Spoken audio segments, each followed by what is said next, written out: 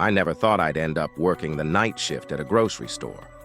It was one of those jobs you take when all the others fall through.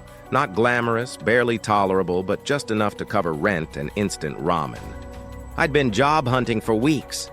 Money was tight, and the electricity in my apartment had been shut off twice that month. So, when I saw the listing online for an overnight stalker at Darrow's Market, a small, out-of-the-way grocery store, tucked into the edge of a dying strip mall, I applied without a second thought. The interview was weird from the start. It wasn't held in an office or a staff lounge, but in the actual store, at a folding table set up in aisle 7, right, between canned soups and paper towels.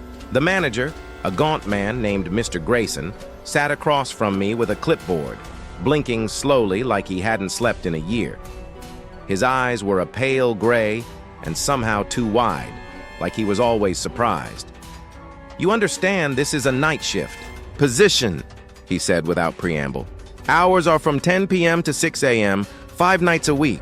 Pay is minimum wage, plus hazard differential." That last part caught my attention. Hazard differential?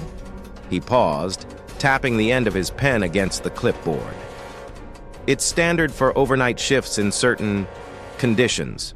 You'll be trained. There are rules. Do you follow rules well, Mr. Dawson?" I nodded, though the question felt oddly loaded. "Sure. I mean, if they're clear." Mr. Grayson gave me a look that could have frozen a furnace. Then, without another word, he slid a stapled packet across the table. The top page read, "Darrow's Market Night Shift, Staff Orientation and Behavioral Guidelines. Read this before your first shift. Memorize the rules. Do not test them." I gave a polite chuckle, assuming he was being dramatic. He didn't laugh. The packet was only a few pages long, typed in courier font like it was produced on a typewriter decades ago. The first page listed general duties: stock rotation, floor sweeping, minor cleanup, and nightly inventory. Pretty normal stuff. But the second page, titled Rules of Conduct between 10 p.m. and 6 a.m., was different.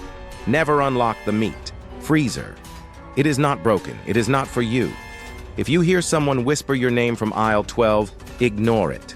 We do not have an aisle 12. Should the intercom crackle to life and begin playing Daisy Bell, find your assigned safe zone and remain there until the song ends. Do not make eye contact with the reflection in the freezer glass after 3 a.m. If you see a woman in a red raincoat shopping after 4 a.m., ask if she needs help. If she says yes, guide her to the front doors and lock them behind her. If she says no, go to the manager's office and wait exactly 7 minutes. The oranges must always face east. You will know when they are not. Fix it immediately. If you find a shopping cart filled with mannequin parts, push it to the loading dock. Do not look inside. Do not check the cameras. The lights will flicker. At 2:37 a.m., you will be visited. Do not speak. Do not breathe loudly. If an item rings up at 6:66, offer it for free. Apologize for the inconvenience. There is a door behind the cereal aisle. You do not have a key. If it opens, pretend you do not see it. Beneath the last rule was a scribbled note. You'll know more as you stay longer. Some rules change. Pay attention. Obedience is survival. I finished reading the packet that night, sitting on the sagging futon in my dark apartment, lit only by the flashlight app on my dying phone. I should have backed out. I should have called and told Mr. Grayson I wasn't interested. But desperation is a hell of a motivator, and I told myself it was just a prank, an elaborate initiation ritual, or some twisted company culture. At worst, maybe the manager was just a paranoid old man. Still, I couldn't help but feel that something was watching me while I read. My first night was quiet, eerily quiet. Darrow's Market looked like any other small-town grocery store. Linoleum tiles yellowed with age, humming refrigerators lining the far wall, the faint scent of produce and industrial cleaner hanging in the air. The fluorescent lights buzzed overhead, casting a pale, sterile glow.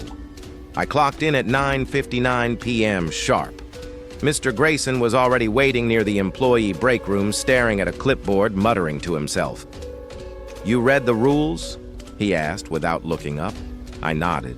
"Yeah, I did. Some of them are—" "Do not question the rules," he said sharply. "Just follow them, especially Rule 8. He handed me a worn, laminated name badge that simply read, Dawson. No first name. You'll be working with Carly tonight. She's on cleanup. You're on dry stock. Don't leave your section without reason. We'll see how you handle tonight." Carly was maybe 25, maybe 30, tall with cropped black hair and a hoodie that said, "Don't talk to me." She gave me a curt nod when we met near the mop station and muttered something about staying out of each other's way. "I'll be in produce until 3, she said. "After that, I don't go near Frozen. You shouldn't either." I asked why, but she just turned and walked away. So I started. Stocking. At first, it was normal, dull even. Canned corn, pasta boxes, bulk cereal, shelf after shelf of mundane repetition. The rhythmic routine lulled me into a kind of peaceful monotony. Maybe the packet was a joke after all. Maybe they handed it out to mess with. New hires. Maybe I could survive this after all. Then at 12:16 a.m., I heard someone whisper my name. Dawson. It was faint, just barely audible over the distant hum of refrigerators and the soft squeak of my cart's wheels. It came again, slower this time. Dawson. Aisle 12. I froze. The hair on my arm stood up. I scanned the aisles. Nothing. No customers. No Carly. Nothing out of place. And yet, the voice had been right behind me. Breathy. Intimate. Like someone standing inches away from my ear. I shook my head, forcing a laugh. "Sleep deprivation," I muttered. "Just tired." But I didn't go looking for aisle 12. Not even when I swore I saw a flickering sign labeled 12, blinking at the far end of the store. At exactly 2:37 a.m., the lights flickered. It wasn't like a power surge. This was intentional, mechanical. The overhead fluorescents dimmed 3 times in succession, each pulse of darkness longer than the last. That's when I felt it, the weight. It was like the air thickened, as if something massive had entered the building, something that pressed down on my chest and lungs without touching me. The hairs on the back of my neck prickled, my mouth went dry, my breath caught. I remembered Rule 8, do not speak, do not breathe loudly. So I stood still. I didn't move. I didn't blink. I didn't dare turn around, even as I felt the cold breath of something behind me, something that smelled of old meat and damp soil. It circled me, slow and deliberate, the sound of its presence more like wind sliding through broken glass than footsteps. I kept my mouth shut, eyes down, and then it passed. The weight lifted. The lights stabilized. I didn't move for another 5 minutes. When I finally turned around, there was a trail of black footprints leading from my aisle to the back of the store. They weren't made of mud or ink. They shimmered faintly, like oil in a puddle. I never saw what made them. I never wanted to. At 4:11 a.m., the front doorbell chimed. That was strange enough. We weren't open to customers. The doors were locked, but the chime echoed through the store anyway. Soft, electronic, unmistakable. A moment later, I heard the soft squeak of rubber soles against linoleum. Someone, or something, was walking the aisles. I peeked around the end cap near Dairy, and that's when I saw her, the woman in the red raincoat. She wasn't wet, but the coat glistened like it had just been pulled from a thunderstorm. Her hair was long and matted, dark as ink, and she carried a small wire basket that clanked as she moved. Her head turned slowly, scanning the shelves, but her face was wrong, too smooth, too pale, like a wax doll left too close to a heater. Her eyes were large, empty, and milky white. I remembered the rule. If you see a woman in a red raincoat shopping after 4 a.m., ask if she needs help. If she says yes, guide her to the front doors and lock them behind her. If she says no, go to the manager's office and wait exactly 7 minutes. I forced my legs to move. I approached slowly, clearing my throat. "Ma'am, do you need help?" She stopped, turned. Her lips curled slightly, a grotesque parody of a smile. "No," she whispered. I nodded. "Understood. Have a good night." Then I turned and walked, calmly, slowly, to the manager's office. Mr. Grayson wasn't inside. The lights were off. I shut the door behind me and sat on the floor, phone in hand, watching the seconds tick by. I didn't breathe. I didn't think. I just watched. At the 7-minute mark, I opened the door. The woman was gone.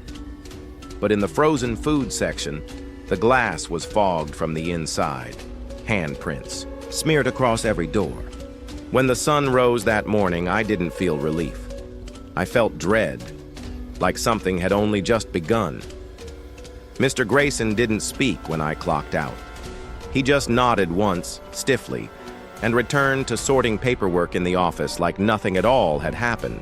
Carly passed me on her way out, earbuds jammed in and hood up. Her eyes briefly met mine, and though she said nothing, I saw something there. Acknowledgement. We had both survived the night. That was all the conversation we needed. Outside, the world felt wrong.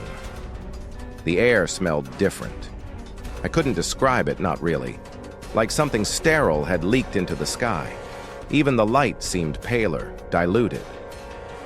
As I climbed into my beat-up Honda, I glanced back at Darrow's Market. The glass front reflected the strip mall's decay, but for a moment, I swear I saw someone looking back from inside, pale, unmoving, watching. Sleep did not come easy that morning.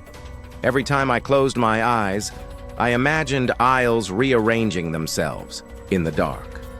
I imagined whispering from beneath my mattress, the hum of freezer doors, and the breath of something unseen pressing down on my chest. I kept dreaming about that red raincoat, hanging in my closet like it had always been mine. My second night on the job started with blood. It wasn't mine.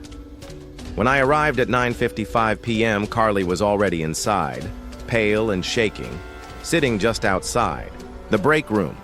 Her mop and bucket sat abandoned next to the restrooms, and her hoodie was stained dark red along the hem. "What happened?" I asked. She didn't look at me. She didn't even flinch. "Produce door was open," she said. "Just swinging." I checked the cameras. Nothing. No one. Then I heard the meat freezer banging from the inside, like something big was slamming it.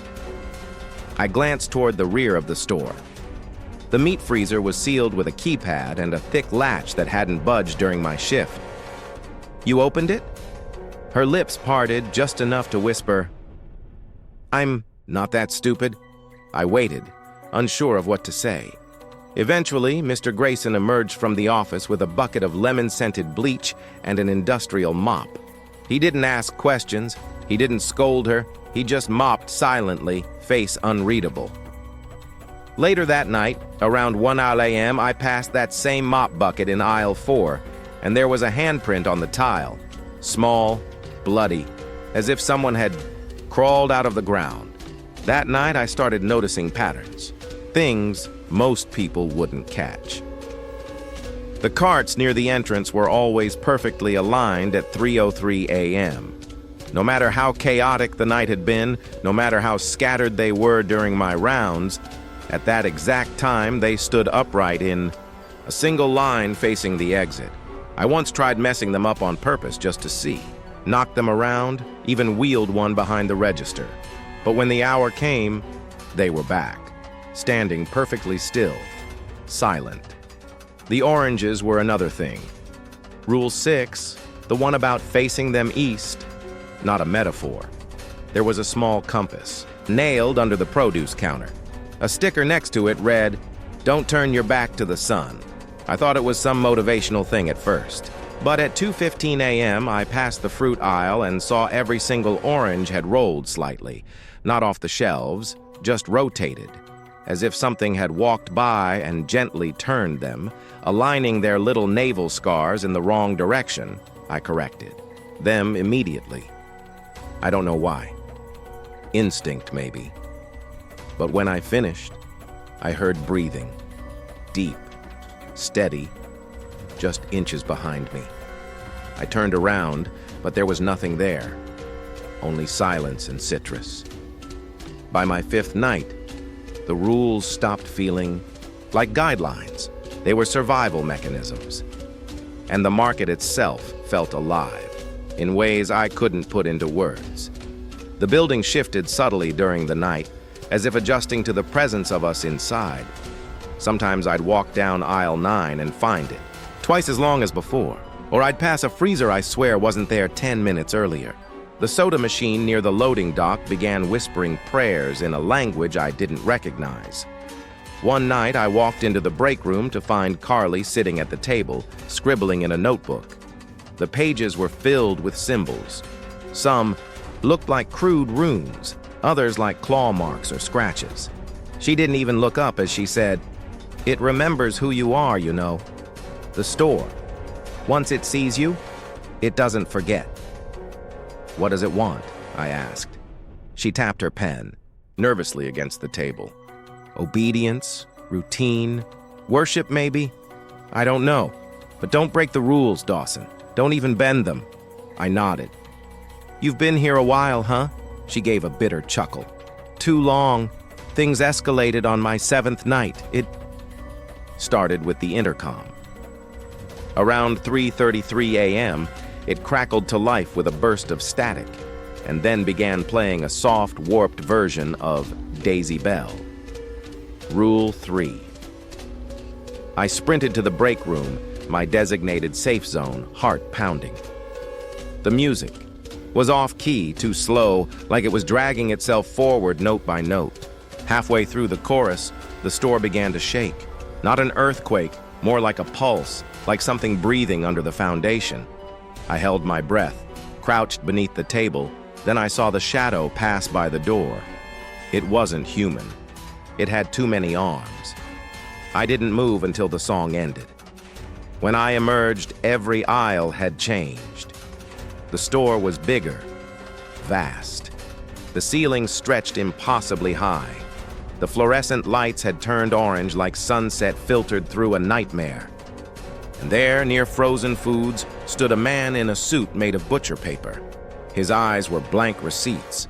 He raised one long, knotted finger and pointed toward the cereal aisle. The door behind the cereal aisle, the one I was never supposed to open, was ajar. I should have turned around. I should have fled. Instead, I stepped closer. Inside the door was darkness. Not the kind made by shadows or power outages, true absence. A hollow place where no light belonged. And in that dark, something moved. I heard voices, my mother's laugh, my old dog's bark, a whisper of myself crying as a child, then a chorus of screaming, layered and endless. I slammed the door shut. The next morning, I woke up in my car. I don't remember leaving the store. Mr. Grayson called me into his office that night. "You've seen it," he said. Not as a question. "The store behind the store." I nodded. "There are places even I don't go," he continued, folding his long fingers.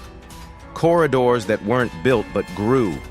Darrow's was never just a grocery store, it's a gate, a mouth. It eats the unfaithful." "Why me?" I asked. "Why hire anyone at all?" Grayson looked tired then, for the first time truly human. "The store demands service. It needs caretakers, witnesses, sacrifices sometimes. But if you follow the rules, you stay alive. For a time." I stared at the laminated rules list on the wall. Some of them make no sense. "They will," he said. "Eventually. The rules shift when the store grows. Some rules don't protect you. They bind it, hold it together." I swallowed. "And if we fail?" "Then the store opens wider. and what's waiting inside gets out. By the end of my first week, I wasn't the same person. I checked the orange alignment obsessively. I learned to ignore aisles that shouldn't exist.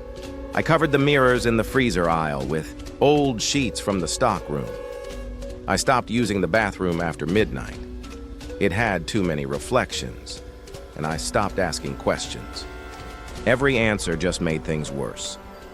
One night, just after 5 a.m., Carly slipped a note into my hand. "Don't come in tomorrow. Something's coming through." I didn't. I stayed home, locked the doors, turned off every light. That night, at exactly 3:13 a.m., the power in my apartment flickered. I peeked out the window and I saw Darrow's Market from my second-floor apartment. That's impossible. It's 5 miles away. And yet, it was there, floating in the empty lot across the street. The front doors opened slowly, and something stepped out. I didn't stay to see what. I lay on the floor until dawn, listening to the faint hum of fluorescent lights. When I returned to work the next night, Carly was gone. No one would say where. Her name was still on the schedule, but her locker was empty. Mr. Grayson just handed me a new rules packet, this one thicker. Some new entries had been added. Rule 14, never accept a shift on a blood moon.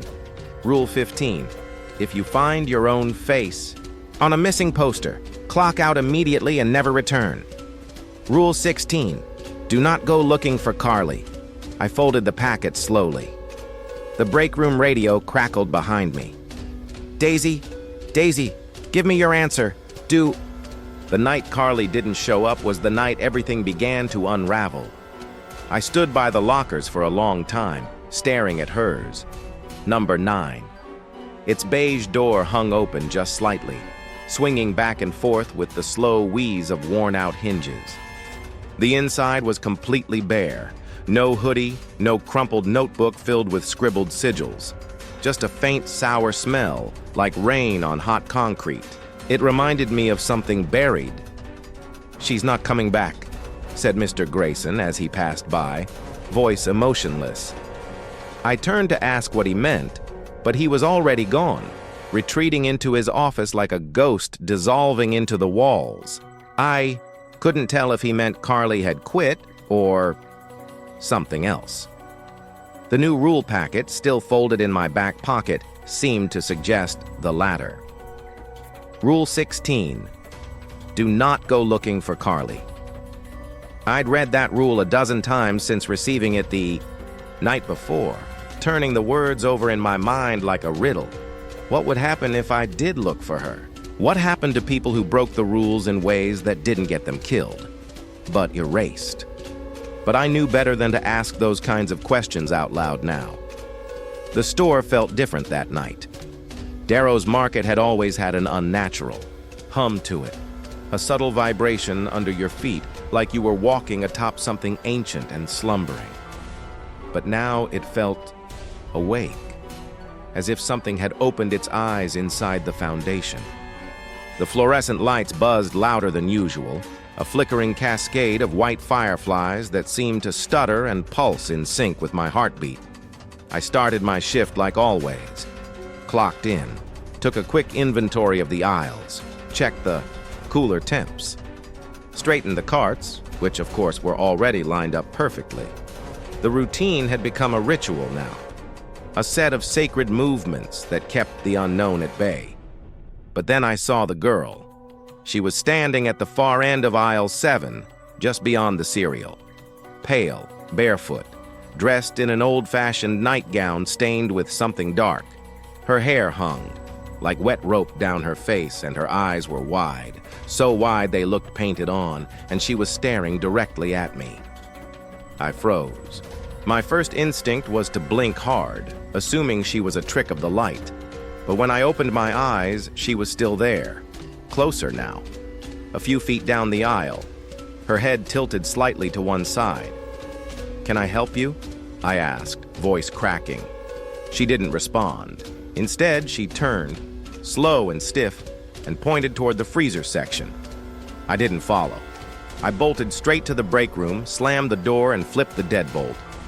Inside, the overhead light buzzed once, then steadied. I waited. After 5 minutes of holding my breath, I checked the cameras. Aisle 7 was empty, but the freezer doors? One was ajar, and condensation had started to creep outward across the floor like fingers dragging themselves free. I told myself I imagined it. That grief over Carly was getting to me, that I was sleep-deprived, maybe even losing it. But when I stepped back out into the store, something had changed. The aisles were reversed. I don't mean the signs were wrong, I mean literally the order of the store was backward. Frozen foods were now at the entrance, canned goods next to the dairy. Even the linoleum tile patterns had flipped. I stood there, mouth open, trying to comprehend the logistics of it, and then the PA system clicked on. "Daisy! Daisy!" came the voice, low and wrong and melting at the edges. "Give me your answer, I sprinted to the break room again. But the door was gone, in. Its place was a wall of meat hooks, all of them swaying gently even though the air was perfectly still. I backed away, heart hammering. The lights dimmed. My own reflection in the freezer door shimmered and grinned at me. It was no longer mine. When I finally made it back to something resembling the break room, the clock read 4:44 a.m. The number burned into me. Rule 8. If you see the number 444 anywhere, in the store, hide immediately, too late. From outside the door, I heard whispering. It sounded like multiple people arguing, but in one voice. My voice. "Not yet," it said. "Not ready, not open, not real." The lights blinked out. When they returned, there was a single shopping list on the table. Milk bleach candles. Black one mirror, unbroken, one key, label removed. A name you no longer use below that, scribbled in a different hand. "Bring these to the stock room. Don't speak. Don't breathe. Don't let it see your teeth." I didn't understand the instructions, but I followed them anyway. The store had rearranged again. The aisles looped Escher-like into impossible geometry.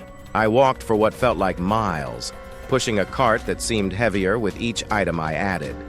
When I finally reached the stockroom, I was panting. The door was slightly open.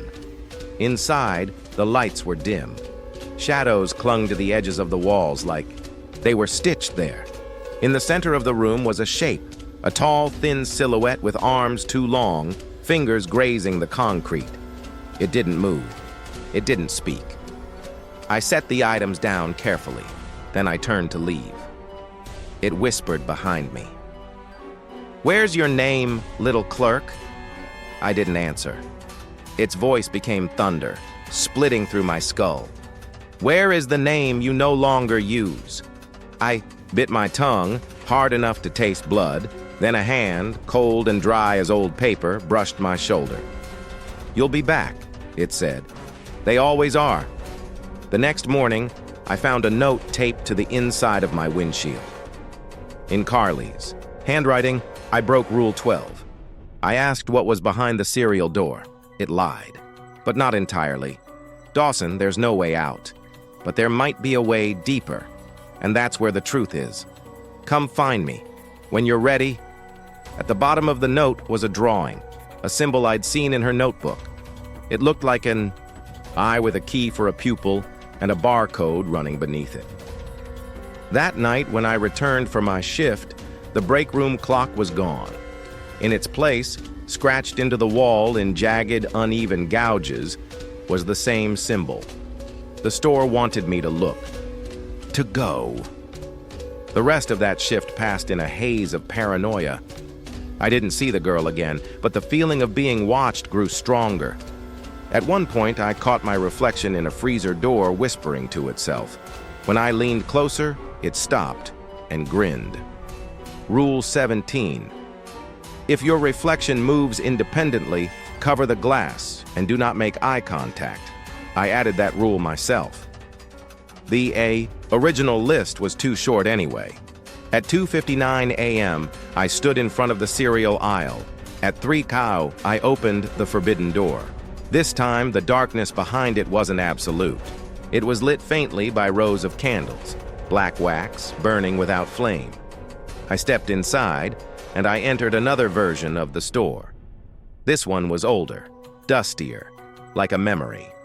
The shelves were made of rotted wood, the labels all faded. The products were wrong. Boxes of food with names that changed when you blinked. Expired items that screamed quietly when touched. I kept walking, down aisle after aisle. Then I heard it. The scraping. It echoed from somewhere deep inside the false store, metal on stone, slow and deliberate. I rounded a corner and saw Carly, or something that wore her face. She was crouched, arms wrapped around her knees, whispering to herself. Her eyes flicked up when I approached, but they were all pupil, no iris. "Too late," she said. "Too late, too late, too..." I reached out. "Carly, it's me!" She screamed. It wasn't a human sound. Behind me, the scraping grew louder. I turned and saw the man in the butcher paper suit standing impossibly tall, head bent to avoid the ceiling.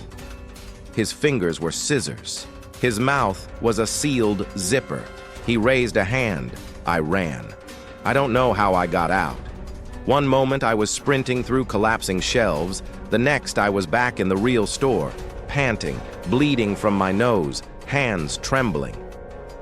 The cereal door was gone. Just a blank stretch of wall now. But Carly's voice echoed in my mind. There might be a way deeper, and that's where the truth is. When my shift ended, I didn't go home. I drove instead to the abandoned lot where I saw the market appear, during the blood moon. It wasn't there now, but the pavement was cracked and scorched, as if something massive had recently stood there. And in the center of the lot was a shopping cart. Inside it, a single object, a laminated rule sheet, burned at the edges, but this one had rules I'd never seen. Rule 21.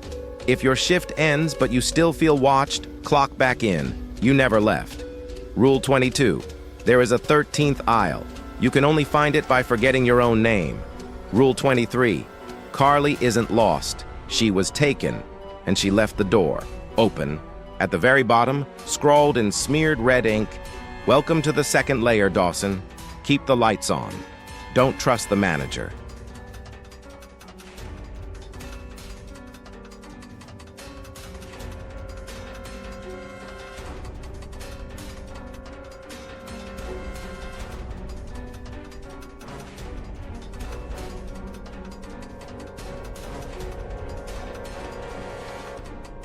The night after I found the second set of rules, I didn't sleep. I sat in my apartment with the lights on, staring at the burned and tattered sheet lying on the kitchen table like a cursed relic. Each rule twisted in my mind like a live wire, but one line pulsed louder than the others. There is a 13th aisle. You can only find it by forgetting your own name. I didn't understand what that meant. Not fully, but a part of me, maybe the part that had been changed by stepping through that cereal door, believed it. I wasn't working that night. My schedule had me off, but something inside me whispered that shifts didn't matter anymore. The line between Darrow's market and the outside world was bleeding. I left my apartment at 2:15 a.m. By 2:43, I was standing outside the market. It looked normal. Wrong, but normal. The windows were dark. The sign flickered. But the door was open. That never happened. And the moment I stepped inside, I felt it. The store was watching me. The air was different. Too still, too warm. The sound of the lights buzzing was gone, replaced by a soft, static hum like white noise from a broken radio. I tried to breathe deep, but the scent of copper and dust made my throat itch. I made my way past the checkout lanes. Every register had a receipt, printing endlessly, the paper pooling onto the floor like snowdrifts. When I picked one up, it only said a single word repeated over and over. Dawson, Dawson, Dawson, Dawson, Dawson, that S, when I knew I was already inside the second layer. I reached into my pocket for my name tag. It was gone. I wandered the aisles in a daze, trying to piece together what was different. The lights overhead didn't shine. They pulsed like a heartbeat. The floor tiles were no longer linoleum, but some black, porous stone that swallowed footsteps. All the labels on the food had been replaced with my handwriting. And worse, every product had my face. A bottle of ketchup smiled with my eyes. A box of detergent whispered my voice from inside its cardboard shell. Even a can of peaches had a photo of me grinning too wide, teeth like piano keys. I ran, but the store was endless. The more I moved, the more the aisles twisted. The signs hung overhead were blank, or worse, had that same word scribbled on them. In chalk, Dawson. I started to feel dizzy, like the air was too thin. My fingers tingled. My vision swam. That's when I stumbled into her. Not Carly. Not the girl in the nightgown. Me. He was crouched at the end of the freezer section, arms wrapped, around his knees muttering to himself. His clothes were the same. His name tag said Dawson, but his face was pale, drawn tight like paper stretched over bone. His eyes were milky white, pupils spinning. "Don't remember," he whispered. "Don't remember. If you remember, it finds you." I stepped back. My spine hit something cold. I turned and found a freezer door open. Inside, a staircase descended into black, and painted on the wall, in blood or something worse, were the words, ISIL 13. Entry requires amnesia. I don't know what made me do it. Maybe I wanted to find Carly. Maybe I wanted to understand. Maybe I was just too far gone. But I reached up, dug my nails into my name tag spot, and pulled. There was something beneath my skin, a burn, a whisper. Then I spoke the words aloud. I don't remember who I am. Everything went black when I opened. My eyes, I was standing in a hallway that couldn't exist. It stretched out in both directions, lined with doors that pulsed like muscle tissue. The walls were lined with mirrors, but none of them reflected me. Each held a different version of myself. Some older, some dead, some laughing. Aisle 13. Wasn't an aisle at all. It was a prison. As I walked, the mirrors began to speak. Some begged. Some mocked. One screamed the whole time I passed it. I kept my eyes forward. Then I found the cart. It was a standard shopping cart, dented and rusty. Inside was a VHS tape unlabeled and a single post-it note, "Play me in the employee lounge." I recognized the handwriting. Carly. When I blinked again, I was in the break room, the normal one, or at least it looked normal. The smell of burned coffee and freezer frost was back. The lights buzzed. The clock read 2:17 a.m., but something was wrong with the air. The walls vibrated faintly. There was no sound, just that white static again, distant but constant. I put the tape in the old break room VCR. The screen crackled, lines scrolled down. Then it began. The footage was of the store. But it was old, grainy like from the 80s. I saw aisles arranged like before, customers shopping, a younger Mr. Grayson at the register. Then the timestamp skipped, and I saw her, Carly. She was in the stockroom whispering into the camera. "If you're seeing this, I made it to aisle 13, but not all the way. There's something down here, something older than the store. It feeds on identity, on memory. It built the rules, or maybe the rules are it. I don't know anymore." She looked around, then leaned closer. It's pretending to be Grayson now. But it isn't. The real Grayson died in 1997. The screen flickered violently. Behind her, something moved. Something tall, with a zipper for a mouth. Carly turned and screamed, and the tape cut to black. When the power came back, there was a new note on the table. "You shouldn't have watched that." The door slammed shut behind me. The next few hours blurred. The store no longer obeyed time. I moved in loops. Sometimes I heard Carly's voice through the speakers. Sometimes my own. Sometimes my mother's, even though she'd been dead 10 years. The rules no longer made sense. They changed when I looked. Away. Once I turned a corner and found an aisle made entirely of teeth. Each shelf stacked with molars. Gums lined the walls. Something behind them was chewing. Another time I blinked and found myself in my childhood bedroom, but with store aisles outside the window and my reflection twitching in reverse. I was losing it. Then I saw her again, the real Carly. She stood behind the deli counter, eyes bloodshot but focused. "You found it," she said. "You went to 13. "Where are we?" I asked. "In between," she said. "The market's not a place. It's a threshold, a living thing. It's growing, feeding, reaching. And you're infected now."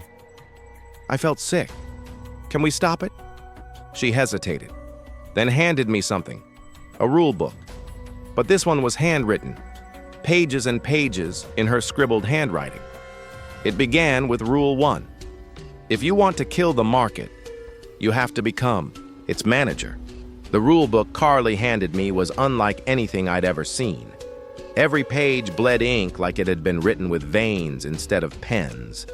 The cover wasn't leather. It pulsed like skin. It didn't just contain rules. It whispered them, not in words, but in sensation. A thrumming behind my eyes, pressure in my ears, a voice in my spine saying, "It's watching." Carly leaned close, her voice cracked like glass. "It won't let you leave now. Not fully. But there's still a way to end it." I didn't understand. Not really. My mind kept slipping, names and faces vanishing like fog off glass. I wasn't even sure if I remembered my own face anymore. Was I Dawson? Was I someone who had become Dawson? The store eroded you. That was the secret no one ever said out loud. "You said it's not a building," I murmured. "That it's alive." Carly nodded. "It's not a store, it's a host, and we're all just symptoms." She looked around, eyes wild. "The manager's the anchor. Whoever holds that title binds the market to this plane, but it's not a human title. Not anymore. That's why the rules exist, to keep the entity stable. Without them, it unravels, spills out. What happens if we kill the manager? You don't kill him." Her voice dropped. "You replace him." The floor rumbled. Somewhere far off. The lights blinked off, row by row, swallowed by darkness like a mouth closing. We ran, not out of fear. Fear was too small a word for what we felt. It was gravity, a pull. Like something massive had shifted deep beneath the market, and the rules themselves were falling into it. We didn't follow aisles. We cut through them, tearing past displays that howled as we passed, shattering mirrors that showed things we hadn't done yet. Each step deeper took us somewhere lower. The shelves began to grow taller, impossibly high. Products blinked at us. Cart handles reached out like fingers, and then we reached the office. The door wasn't marked "Manager." It was marked "You shouldn't be here." We didn't knock. Inside was a room that didn't obey geometry. The ceiling was sideways. The walls pulsed like lungs. Desks grew out of the floor like tumors. Fluorescent lights hovered mid-air, rotating slowly like moths frozen mid-flap. And in the center, behind a desk made of receipts and cartilage, Mr. Grayson, but not the man. I remembered this version was hollow, a skin stretched too tight, a mouth filled with clock parts. His eyes glowed red, not with anger, but order. "Dawson," he said, smiling with teeth that ticked. "Right on time," my voice caught. "You're not real." "I'm more real than you," he said. "You're still hanging on to your name. That's adorable." Carly stepped beside me. "You're not the manager anymore." Grayson's body twitched, his spine bent backward. "Oh, I haven't been the manager in a long time." He stood. "I'm just the face, the mouthpiece, the paper hat they stapled to the front of the infection." He reached under the desk and pulled out a clipboard. Do you know how hard it is to maintain a reality? To make sure every frozen burrito stays in place, every security camera loops just right. Every customer that walks in doesn't see the mouth on the ceiling. He flung the clipboard. It exploded into moths. The rules are not for you, they're for it. The thing beneath the store. I took a step forward. Then let me talk to it. He laughed, his jaw dislocating, head lolling. Oh, you already have. Every rule you read, every rule you broke. That was it, sniffing you, liking you. Carly pulled something from her pocket, a name tag, my old one. She threw it to me. Wear it. I pressed the pin to my chest, and the world split open. There is no real way to describe what I saw next. The store dissolved. The floor was gone. The ceiling was gone. I stood on a slab of memory suspended in void, floating between aisles of pure thought. The market's true shape, a living, endless brain, unfolded around me. Neurons of barcode. Synapses of glass, every light a beating heart, and at its center, a face, not a human one. A concept of one, something wearing human logic like a suit. It looked like my mother, then my dog, then my childhood friend, then me. It spoke without sound. You followed the rules. I tried to speak. Couldn't. You broke the rules. Still no voice. You understand what rules are for. The world contracted. I was back in the office. Mr. Grayson was gone. Carly was gone. Only the desk remained, and on it, a clean white name tag managery stared at it for a long, long time. I don't remember putting it on, but when I looked down, it was already there. The moment I wore it, something shifted. The buzzing stopped. The lights stopped flickering. Aisle 13 collapsed into dust. The shelves aligned. Products faced forward. The entire store breathed out in relief. The infection was stable again, and I felt it. Deep in my bones, I knew every customer, every product. I understood the rules, not just how to follow them, but how to write them, and a voice behind my eyes whispered, "Welcome to management. It's been 6 months. I'm still here, still in Darrow's Market, but I don't stock shelves anymore. I don't clock in. I am the clock. Time moves when I say so. The lights don't flicker without my permission. Rewrite the rules weekly now. Carly helps. We keep them strict. We keep the market asleep. We've learned what happens when it wakes up. Sometimes new employees stumble in, scared, curious, desperate. We hand them their vests. We smile. We tell them, welcome to Darrow's. Read the rules carefully. Never look out the windows after 3 a.m.